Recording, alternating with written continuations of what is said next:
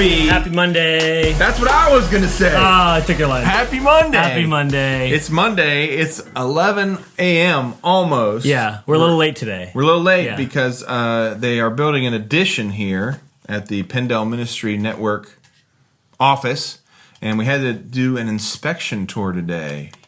So we had to go out and pick out all the little nicks and knacks. Everything is perfect. Yeah, so it's getting closer, and we're excited.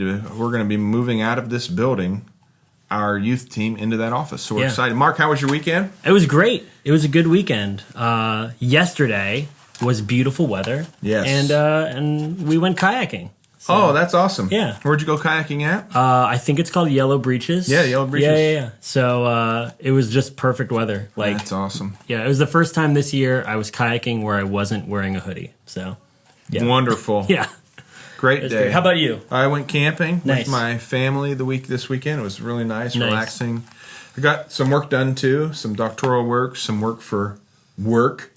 And so it was good, all around good. Did a 5-mile hike. I'm doing a hike in 2 weeks. 2 weeks I'm doing a hike. I saw the post. Doing a hike in 2 weeks for Speed the Light. And I hope you follow the Dream Center on Instagram. I hope you follow the Dream Center on Facebook.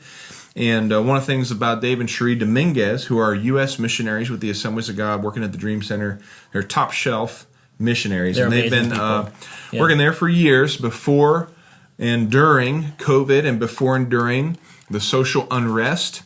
And the protests that have been going on against racism and in honor of George Floyd and Breonna and as well Ahmaud Arbery, the three most recent victims of police brutality is kind of what the protests and the rallying is about. And they've just been out there serving, and they have a Speed the Light application in. Okay. $35,000. They need a van. Yes. Actually, the vehicle they have occasionally breaks down, and they have to push it. We've seen the video. Them pushing it. And so, what a great way right now for us to marry our purposes of the gospel and empowering some missionaries on the ground in the midst of the unrest. And they are back to back. David and Cherie have been back to back in the center of two incredibly important events in national history now. That's right. And they're in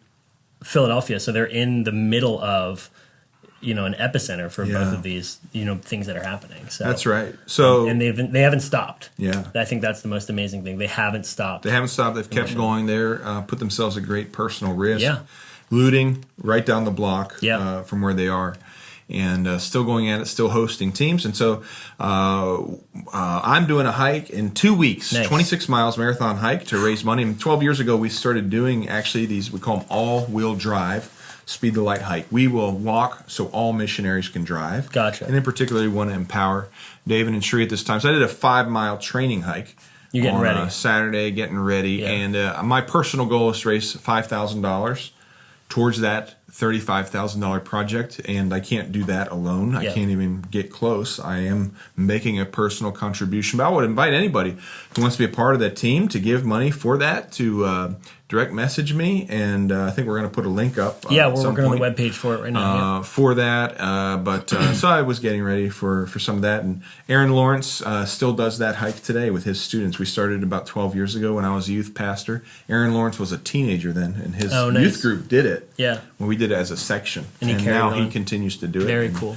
And some of the sectional reps are going to be joining us on that hike, and so it's going to be fantastic. But I've challenged all the sectional reps to come up with some kind of sectional thing that everybody in your sections can do together to raise money for Speed the Light. But I want to talk about, we got birthdays today. We got some awesome congratulations to give out today. Yeah.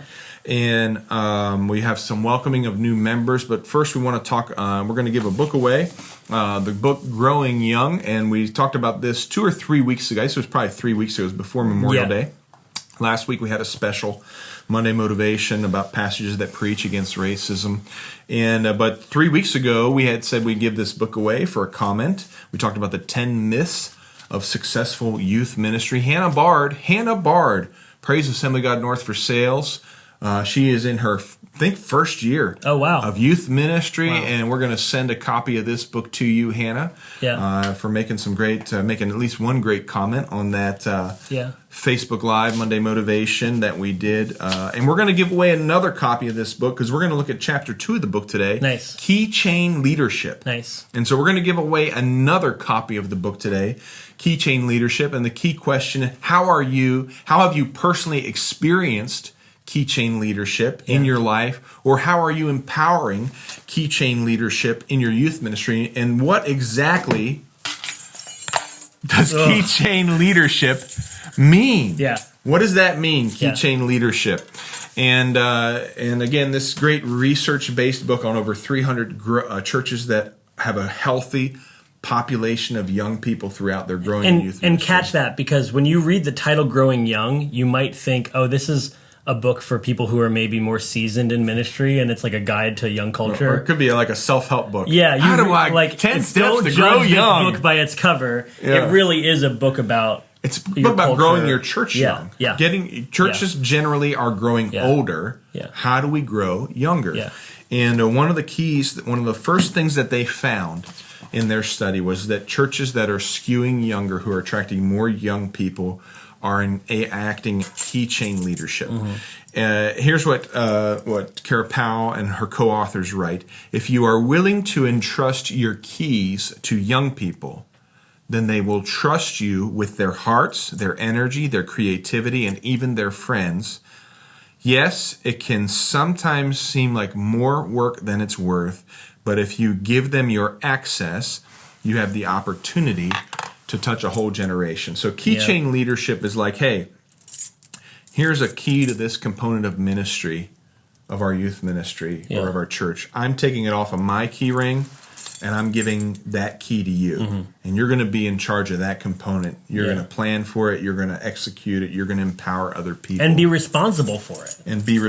For it. And they identify 4 different kinds of leaders, and you may find yourself in one of these categories. Only one is a good category. Okay. The others are kind of examples of this. So 4 different kinds of leaders with keys. You got the keyless leader. What's that mean? Means you're a leader or you're an emerging leader, but you have no power, you have no responsibility, you have no way to actually get ministry young. They write, often young and inexperienced without much authority or access, these leaders spend their time proving they're worthy to possess keys. I think of like first-year master's commission students. Yeah. Get out there and serve. Do vacuum, clean up the trash. You're doing stuff to kind of earning your right. You're right. Yeah. And so I think that obviously does have a place. You don't just give keys away it can willy-nilly. be a stage that you can get stuck in though. But this could be a high school student ready to volunteer in the kids ministry, full of potential and passion as they begin a leadership journey. They're keyless now. And that has a place, but you don't want to keep people keyless. Yes. You don't want to keep people there. Yeah. Key hoarding leaders. All right. Key hoarding leaders. I've known key hoarding leaders. I think I probably was kind of a key hoarding leader in the beginning. Break that down. Of my youth ministry leadership. So key hoarding leaders always hold the keys, refusing to give others access. They run the show. This might include an outgoing, extroverted ministry leader who draws a crowd through sheer personality and ends up driving away others who offer to help. For transparency's sake, do you have any example of maybe how that was you when you started out? Well, yeah, so... Not to put you on the spot, Yeah, I think I just felt at the time, and this is like, I was still in Bible college when I started youth pastoring full time. So I felt like, I come from a very blue-collar background, family, and... to me, a leader doesn't just sit back and delegate, they also do. Yeah. And I think at that time, I felt like I needed to do everything. I felt like, you know what, they can't do it as good as me. Yeah. So it's just better if I do I'm it. guilty of that. Yeah. I will actively tell team members during a load-in for like a big event, you need to take this away from me because I have trouble handing it off. Right. And at least I'm recognizing an unhealthy thing, but if I could get to the next step. And I think here's one of the challenges that you would face, and I think I faced this too, and I think a lot of our youth pastors face this. You're good at a lot of things. A lot of you are good at a lot of things, and you're good at a lot of things, and you can do a lot of things well. Yeah. And it takes time to slow down and teach somebody else to do it. Now, I think one of the great lessons of leadership is if you do take the time, the principle is called slow down to speed up. Yep. Slow down to speed up. And I know we've talked, you do take the time to teach them, that person, and you give them the key. They specialize in that area, and it won't take long for them to exceed your ability, no matter how good you are at it. So key hoarding leader, and sometimes this is based on insecurity. Sometimes it's based, they're insecure. They don't want to give the key away lest somebody else gain influence. Sometimes they're insecure. They just need to have the attention all on them, and so there's a number of things that lead to key hoarding leaders. Maybe you find yourself in that phase. Just know your ministry will always be limited to how much you can personally find time to do. Yeah. And your ministry will suffer and your family will suffer. Yeah. Because there's too much for all of us to bear. And so the key hoarding leaders, key loaning leader. This is an additional kind of leader. Key loaning leader, often taking keys off the keychain. I'm going to be on vacation this week. Would you run youth ministry? Oh, I'm back. Give me that key back.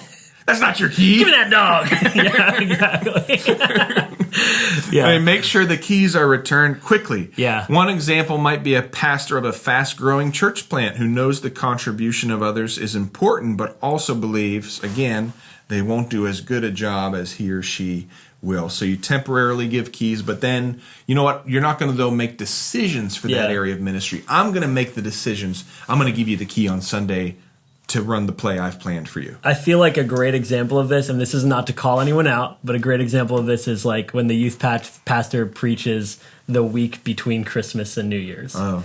I had to do that right? many times. Here's the keys, And the first of all, I've worked in 2 churches, and then I worked here for Doug Sayers. Yeah. I'll say I love all the people I worked for. Yeah.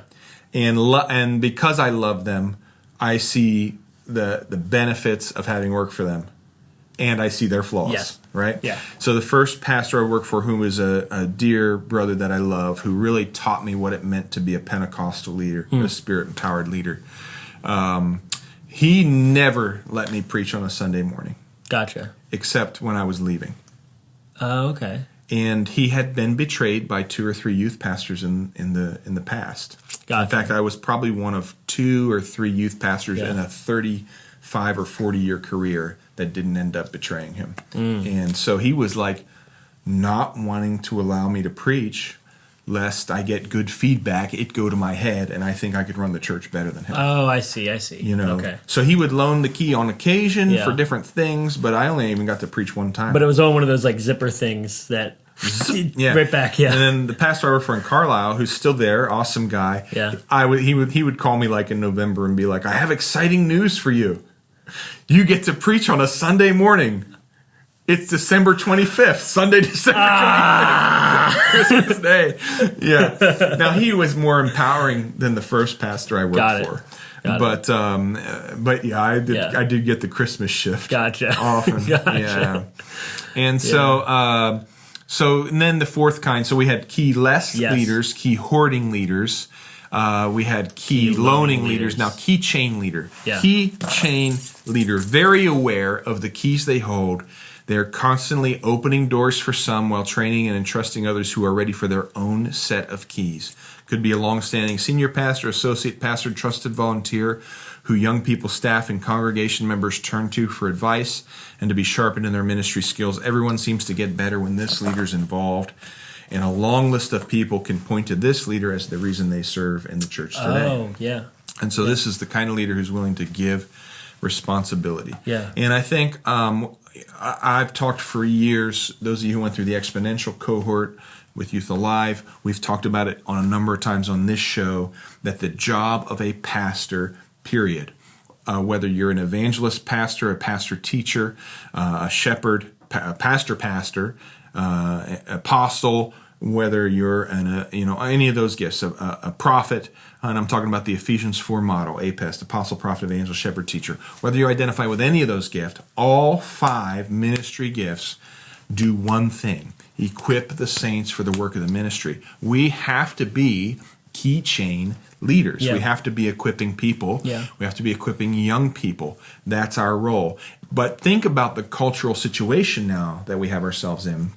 And I've talked about this. I've talked about it in Gen Z presentations. I've talked about it. I think we've talked about it a little bit on here, but there's a great video if you Google it. Terry Parkman does a short video about how Gen Z are not consumers. They're publishers. Publishers, yep. Yeah. Gen Z wants to play a role. So, and you're more millennial, even though you publish a lot of great stuff. I'm kind of on that weird line. I'm Zennial. You're I'm in a halfway weird between line, X and Z. Yeah. Even though I have published plenty of stuff, literally. Yeah. Millennials probably most known for like Netflix generation. Netflix. Consuming, binge watching, Yeah. even though people of all generations like to binge watch. But we're known That's like for it, yeah. known for consuming. Yeah. Gen Z, so like millennials are watching YouTube. Yeah. Gen Z is making YouTube. what's on YouTube.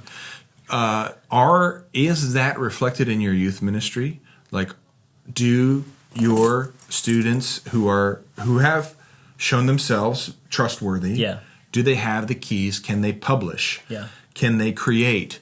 Can they have ownership of Yeah. things? Keychain leaders, Kara Powell writes, understand that this younger generation has a sixth sense for authenticity and intuitively knows when leaders are genuine or not. And they want to be a part of the process. Yeah. And this is one of the last things I'll say. We've talked about this, I think, maybe a little bit 3 weeks ago. Warm is the new cool. Yes. Warm Yeah. is the new cool. So like there was a time when we talked about this key hoarding leader, outgoing, extroverted ministry leader who draws a crowd through sheer personality. Maybe sometimes kind of a bully, but it's fun. But hyper trendy, puts on a great Yeah. show. If they're not warm,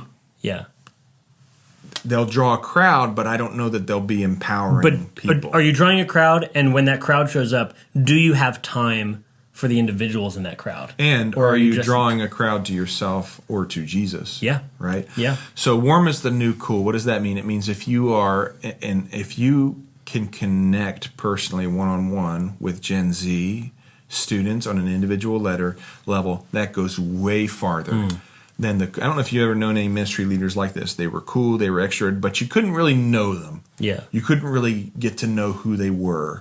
They didn't let people get close to them. Let you into their inner circle. They didn't let you into their inner circle. They were always guarded. And I think it's hard not to be guarded in ministry. There's a lot of pain. There's a lot of hurt that goes on. Yeah. But you have to learn to deal with that, and you have to learn to let people get close to you. Yeah. So Keychain leaders are warm. While young people may not be able to find great preaching online, while many young people may be able to find great preaching online, many told us they're aching for more than that. How many of you know that rings true after the last several weeks of doing online ministry? They want to be in relationship with leaders who know their name and model a life of faith. Gotcha. That's really good. So I guess the question that I have is, a lot of our youth ministries, youth pastors, they have student leadership teams, right? Yeah. They've established a student leadership team. What is the key difference? I don't want to say key. What is the difference between having a student leadership team and Keychain leadership? I think it's in the authority that you give the person. So like in a student leadership team, one of the classic models of a student leadership team, for example, would be that you give them jobs to do and serve on a Wednesday night. Here's your task list. Hey, here's a game. You're going to run this game. Yeah. You're going to go up during this prayer time. On a Keychain leadership, you might say to a responsible student, maybe a senior who's been with you, or a junior, or even a sophomore who's been with you, hey, we need to work on our game time. I want you to come up with a plan from scratch. I want you to plan it. Let's work together on it, but I want you to plan it, come up with it, program it, put the right people in place to run it. You're handing them the key from the top to bottom to do that. Maybe the prayer time. Maybe say, hey, we need a website redone. I don't know what I'm doing. Can you look into this? Like I remember putting just a lighting board in front of a student. And I was like, hey, see what you can do with this. Yeah. And it was pretty much amazing. Kid's a lighting pro today. Yeah, exactly. Yeah. He was a 7th grader when I did that. Yeah. And I know you've experienced Keychain leadership, and you empower Keychain leadership. Yeah, I have. I always love to brag on one student in particular. His name's Dawson, who has been at every one of our events, I think, since a winter retreat when he was in 8th or 9th grade. But we've gotten to the point, I'm a systems guy, and so we have a lot of technology for our events. We've gotten to the point where I've basically said to him, I don't want to or need to understand how this works, because this is your ship to steer. Yeah. This is your baby. This is whatever the term you use, but he makes decisions that I don't always necessarily agree with his method, right? But the result that he gets is the result that I want, right. And I've asked him for. So that is, I think, part of it. As you hand the key off to someone, they might do it different than the way you would do it. Yeah. They might find a more efficient way to do it. They might come up with something that, And that's okay. And that's okay. That's the beauty of doing ministry with a team. Has to be the beauty of it, yeah. I know you and Jess have talked about like working on this team under my leadership is way different from Doug's. Yes. And we're both Keychain leaders. Oh, yeah. But I'm more like, this needs done. You guys take care of it. Yeah. I don't need to know the details. I trust you to get it done. Yeah. And Doug was really into systems and process. That's his gift. That's his, extremely gifted at that. So he loved being in the details of the systems process. Yeah. Both Keychain leaders, but there can even be differences there. And so it's important anyway to enact that. So how have you experienced Keychain leadership, or how are you empowering Keychain leadership in your youth ministry? We'll give away another copy of this book. And Hannah Bard, if you prefer a paper copy or a Kindle copy, let us know. Yeah. And if it's paper, we'll get this in the mail to your church today, straight from Amazon. If it's Kindle, we'll take care of it as well. Talk about what you're doing in the comment. This is a safe place. It's not a humble brag. Share what you're doing. Share what you're doing. You're going to inspire somebody else. That empowers others. Yeah. Listen, I'm giving you the keys to share, please, what you're doing. You go. Yeah. There's room for, I don't really consider myself a guru of youth ministry. I'm always still learning. I've got some experience under my belt. We try to share it, but I freely empower all kinds of discussion on this page, and we welcome that. Yeah. And so share what you're doing. That's the big I'm not going to chime in and say, no, you're wrong. I'm not going to do that. Yeah. But we want a robust discussion. So please take the keys and help others understand what you're doing to be successful in Keychain leadership. What else we got today? Birthdays. We got a birthday tomorrow. Okay. Tuesday. I've got Hans Fat. It is your birthday. I said it wrong. Hans Fate. Happy birthday to the sectional rep of Delaware, Hans Fate. Hans Fate. Yes. I said fat. But if you say to Siri, call Hans Fate, she will say back to you, calling Hans fat. Oh, there you go. So I'm as dumb as Siri. You're as dumb as Siri. Happy birthday on Wednesday to the youth pastor at Emmanuel Assembly in Allentown, Josh Little. Happy birthday. Happy little birthday. Happy little birthday. Happy little Josh birthday. Happy birthday, Josh Little. And this Friday, we got from Calvary Church in Irwin, Lindsay Brace. Happy birthday, Lindsay. And this Sunday, we have at Faith Assembly Uniontown. Happy birthday to Shatir Monroe. Happy birthday, Shatir. Some big congratulations going out to Micah Marshall in Altoona, Pennsylvania, who was asked. I found out from his dad. I saw the pictures on Facebook, and I asked his dad about it. He was asked by the police department to come and speak to an anti-racism rally in Altoona. That's awesome. Right in the heart of Altoona. Fantastic example of what longevity and missional outlook in a community he's built bridges and trust. Just a great job, Michael. We're super proud of you and what you're doing out there. And we have some important announcements. This Friday, Timothy McCain and Jenna Foley. Timothy McCain, whom we've had at several of our events to speak, and Jenna Foley, who was in my youth group in Carlisle, was a youth pastor for a while. And she's been the assimilation pastor at one of the fastest growing church plants in the nation, the Block Church in Philadelphia.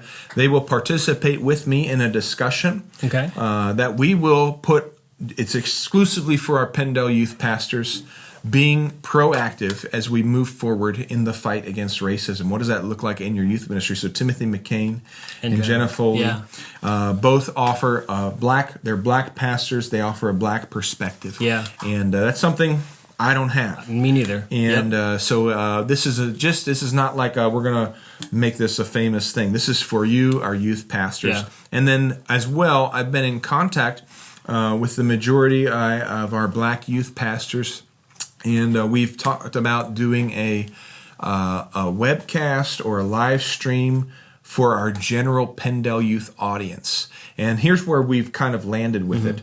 We're going to have 5 or 6 of us on a call, myself, and then several of our black youth pastors and youth pastors of color. Okay. And it will be a 30 to 45 minute discussion that you can use on a Wednesday night. That's awesome. And one of the things I recognize, having grown up in this district and having grown up in a very rural area and gone to a more rural church, is that I believe all of our youth pastors are in the fight against racism and for justice for our black brothers and sisters. I believe that. Yeah. But I also know that not all of us are in a position to have, or even to bring a black person in front of our students and have the necessary conversation to bring the other perspective to the forefront. And then you hear so much of that. Have the conversations. But maybe I know a lot of you don't have the ability to have the conversation by virtue maybe of your own geography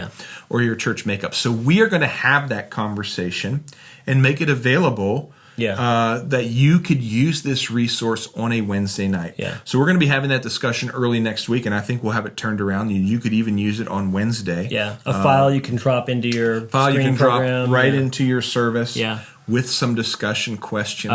That's good. To go along with it and some talking points. And so that's one of the great things we can do to resource. And we have I think a pretty decent number of participants that'll be a part of this call. And so I'm excited about it. So that's happening. And then youth camp registration is opened. It opened up for traditional in-person camp. We've got over 200 people registered so far in just 3 or 4 days. And as well, this Thursday, we open up online registration. And we're going to have a launch party. We're going to have a launch party. A launch party. We're going to have a launch party. On Thursday at 1 o'clock, we will open up online camp registration, and we will be having a launch party. We're going to be live streaming. And a new site is launching today as well. All the details for online camp. It's up. It's up. It's up if right now. You go to PennDelYouth.com, you click on camp, you're going to land on a page with 2 buttons. 2 buttons. In-person camp. Online camp. Online camp. If you hit on the online camp, you'll see a lot more of the details. People are asking, wondering, what does that even look like? What is online camp? Well, there's a write-up on the website, and on Thursday, we'll be having we're going to be having a party, and we're going to be talking about live streamed launch party. What does it look like? We'll get into the details. Chris McNaney, one of our online hosts for camp, will be here live in the office to join us. If you've got questions about what that looks like, send them in, drop a comment, and we'll address it. We will address it. And we talked about the Philly Dream Center earlier. We want to say the AIM trip to Philly Dream Center is on. Philadelphia has gone yellow. It's happening. As a county, we don't need Philadelphia to go green for the AIM trip to happen. It's a missions trip, and there is inherent risk involved anytime you do a missions trip. Philadelphia being in yellow is enough for us. We're going to do it. We're going to go. We're going to be there. So registration for the AIM trip opens up on July 1st. The AIM trip will be August 4th through 8th. Nice. Application and payment deadline July 1st. So very good. Mark, I'm going to ask you to pray. I'm going to try to sit still and keep my eyes closed during the prayer. Okay. So I have a hard time focusing. If you've watched on Monday Motivation, you might notice. I have a hard you get a little fidgety during the prayer. I pray. I just don't like to sit still. I understand. All right. I understand. ADD. Oh, Jesus, we love you. God, help us to be Keychain leaders. Help us to take the ministries that you've entrusted us with as individuals, as pastors, as leaders, as preachers, communicators. God, help us to take those ministries and to expand them and expand the reach of those ministries by empowering students and empowering leaders. God, I just pray that even today and this week that you inspire ideas through conversation, through prayer time, and how our youth pastors and leaders can do that, God. Guide us and lead us in ways that only you can. Thank you so much for the opportunity to lead students. Amen. Amen. Have a fantastic day.